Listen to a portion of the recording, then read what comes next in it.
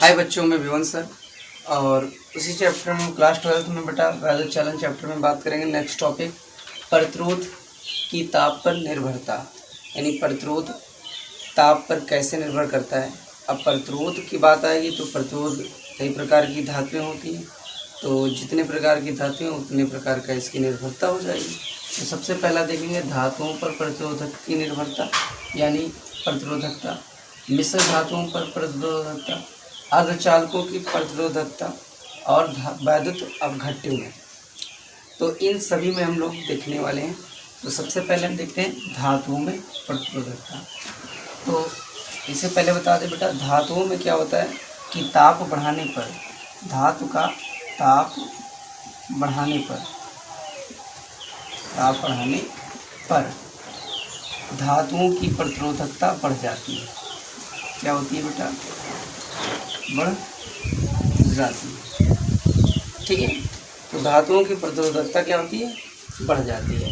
ताप बढ़ाने पर धातुओं की प्रतिरोधकता बढ़ जाती है।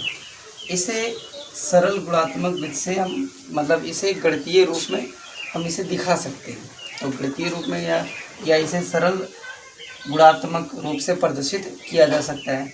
हम लोगों ने ओम के नियम पर, देखिए ओम के नियम में हमने क्या किया था, आर बराबर हम लोगों ने प्रूव किया था आर बराबर निकाला था ml बटा ne² a टाउ। इसको समीकरण अगर एक मान लें, इसमें किसी क्षण के लिए हम ml ne² a ये सब क्या कर दें, नियत कर दें। ml ne² a ये सब क्या कर दें, नियत कर दें। तो यहाँ पर क्या आ जाएगा, आर अनुक्रमानुपाती, यहाँ पर व्युत्क्रमानुपाती क्या हो जाएगा बेटा, टाउ बचेगा, यानी 1/टाउ बचेगा।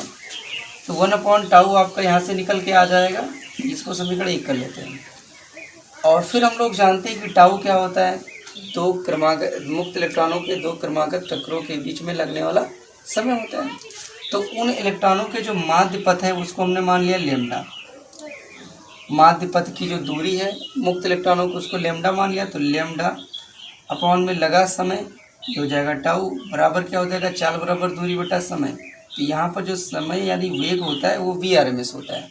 ये आपका इसी से आया बेटा, चाल बराबर दूरी बटा समय। चाल हमने कितनी मान ली, VRMS। मुक्त इलेक्ट्रॉनों के माध्य पथ की जो दूरी है या माध्य मुक्त पथ जो है वो हमने लेमडा माना, और जो आपका समय था वो टाउ है यहाँ पर। तो यहाँ पर आपका कितना आ जाएगा, टाउ बराबर निकाल लें तो लेमडा बराबर लेमडा बटे आपका आ जाएगा बेटा VRMS।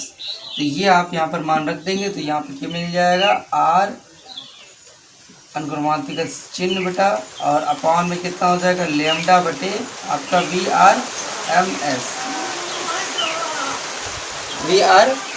हो जाएगा। ये आपका ऊपर हो जाएगा। तो आर अनुक्रमानुपाती VRMS अपॉन में लेमडा हो जाएगा। और VRMS हम लोग जानते हैं कि जैसे जैसे ताप होता है तो VRMS आपका बेटा जो होता है वो अनुक्रमानुपाती होता है रूट के अंदर T के, यानी ताप के अनुक्रमानुपाती होता है। जैसे जैसे ताप बढ़ाते हैं वेग बढ़ता है, तो वेग के कारण क्या होता है, ताप भी आ जाता है। और लेमडा का मान क्या होगा, माध्य मुक्त पथ जो होता है वो घट जाएगा। माध्य मुक्त पथ क्या होगा, ये व्युत्क्रमानुपाती। तो माध्य मुक्त पथ घट जाएगा, चाल बढ़ाने पर उसका ताप बढ़ जाएगा। तो यानी यहाँ से हम यहाँ पर क्या लिखते हैं, अनुक्रमानुपाती T, यानी रूट में T, यानी हमारे पास ताप बढ़ाने पर प्रतिरोध का मान क्या हो जाएगा, बढ़ जाएगा। और ये 2 गुना बढ़ेगा, यहाँ पर रूट लगा है तो इधर स्क्वायर हो जाएगा। तो इसका मतलब ताप अगर हम 1 बढ़ाएंगे तो प्रतिरोध 2 बढ़ेगा, यानी हम इधर 2 बढ़ाएंगे तो वो 4 बढ़ेगा। इस तरीके से 2 गुने में बढ़ेगा। तो यानी यहाँ पर ताप बढ़ाने पर प्रतिरोध का मान क्या होता है, बढ़ता है। तो यहीं पर हमने लिख दिया यह डिस्कशन। ये क्या होता है, गणितीय रूप में सरलता रूप में दिखाया जा सकता है कि किसी धातुओं में ताप बढ़ाने पर उसकी प्रतिरोधकता का मान बढ़ जाता है। इसे सरल गुणात्मक रूप से प्रदर्शित किया जा सकता है। हमने ओम के नियम में आर बराबर ml बटा ne² a टाउ पढ़ा है। तो यहाँ से ये क्या कर देंगे, नियत, ये हो जाएगा टाउ। टाउ का मान निकालेंगे बेटा, ये आ जाएगा आपका चाल बराबर दूरी बटा समय से, माध्य मुक्त पथ हमने लेमडा मान लिया। या दूरी आप ही रख देंगे, यहाँ से टाउ, टाउ का मान यहाँ पे रख देंगे, फिर ये ऊपर हो जाएगा।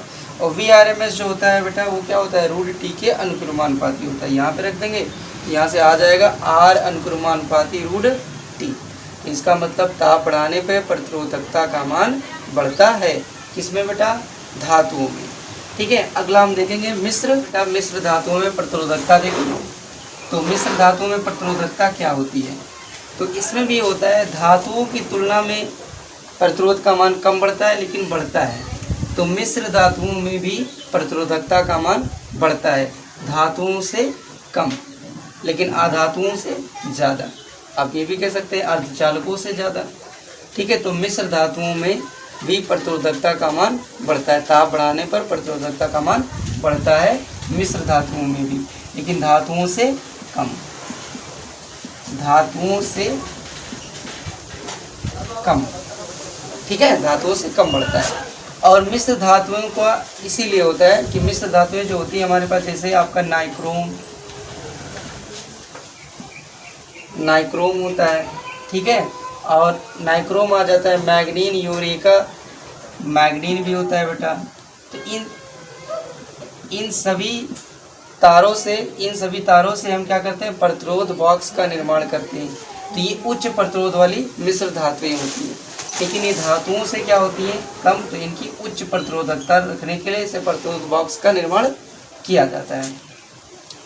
और इसमें ताप गुणांक का मान जो होता है बेटा, वो इसके तुलना में इसमें ताप गुणांक का मान ज़्यादा रहता है।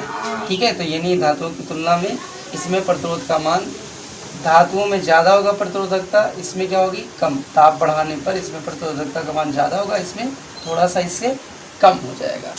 और मिश्र धातुओं का प्रतिरोधकता के आधार पर इसे नाइक्रोम, मैग्नीन, यूरेका, इन जैसी धातुएं क्या है, मिश्र धातुएं। तो इन सभी का उपयोग हम प्रतिरोध बॉक्स बनाने में उपयोग करते हैं। ठीक है, अगला हमारा आता है बेटा अर्धचालक। तो अर्धचालकों में क्या होता है प्रतिरोधकता, तो अर्धचालकों में देखते हैं बेटा। तो ये अर्धचालकों में क्या होता है, अर्धचालक क्या होते हैं, जो चालक अचालक के मध्य जो कार्य करते हैं उन्हें क्या कहते हैं, अर्धचालक कहते हैं। ठीक है, चालकों से कम वायुचालकता और अर्धचालकों अचालकों से क्या होती है, वायुचालकता ज़्यादा होती है, तो उन्हें क्या कहते हैं, अर्धचालक कहते हैं। तो इनमें जो होता है बेटा, ताप बढ़ाने पर प्रतिरोधकता घटती है, प्रतिरोधकता घटती है, और चालकता क्या होगी बेटा, बढ़ती है, चालकता बढ़ती है। यानी इनमें क्या होता है, धातुओं से उल्टा काम होता है। इसमें होता क्या है कि इसमें जो आपका ताप गुणांक होता है वो माइनस का होता है, ताप गुणांक अल्फा लिखा जाता है। ये ऋणात्मक होने के कारण इसमें क्या होता है, प्रतिरोध का मान घटने लगता है। ठीक है, घटने इसलिए लगता है क्योंकि मुक्त इलेक्ट्रॉनों की संख्या बेटा इसमें बढ़ जाती है, क्योंकि ताप बढ़ने पर जो मुक्त इलेक्ट्रॉन होंगे वो क्या हो जाएंगे, बढ़ जाएंगे। जब मुक्त इलेक्ट्रॉन बढ़ जाएंगे तो इसमें क्या होगा, धारा का मान बढ़ जाएगा, इसलिए प्रतिरोध का मान क्या हो जाएगा, घट जाएगा। ठीक है, और चालकता क्या हो जाएगी, बढ़ जाएगी। तो अर्धचालकों की प्रतिरोधकता जो होती है वो क्या होती है, घटती है। तो वैद्युत अपघट्यों में क्या होता है बेटा, इसमें भी आपका वही बात है कि इसमें भी आपकी घटेगी। तो वैद्युत अपघट्यों में भी प्रतिरोधकता का मान क्या होता है, इसमें भी इलेक्ट्रॉनों के आयनों की संख्या बढ़ जाती है, जिसके कारण इसकी प्रतिरोधकता का मान घट जाता है। तो वैद्युत अपघट्यों और अर्धचालकों में दोनों में प्रतिरोधकता का मान घटता है, और इन दोनों में क्या होता है, बढ़ता है। तो इन चारों में हमने क्या देखा, प्रतिरोधकता ताप पर निर्भरता, यानी प्रतिरोध की ताप